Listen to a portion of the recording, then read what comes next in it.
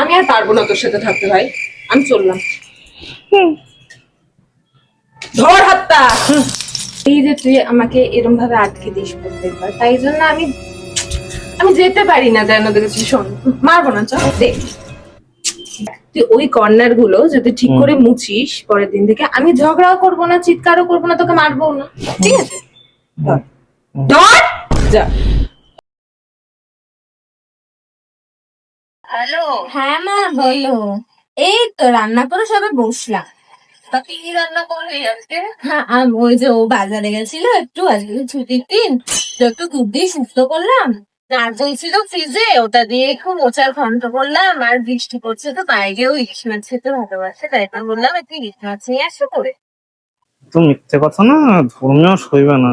এই চুপচাপ টিপবি পাটা,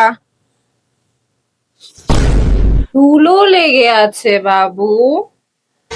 এই ওই তো দেখতে পাচ্ছিস না, কোথায়? তাড়াতাড়ি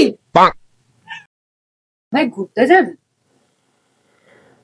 ভাই আমাদের বিয়ে হয়ে গেছে ভাই ভাই। ভাই চল। আবার ভাই, আবার ভাই।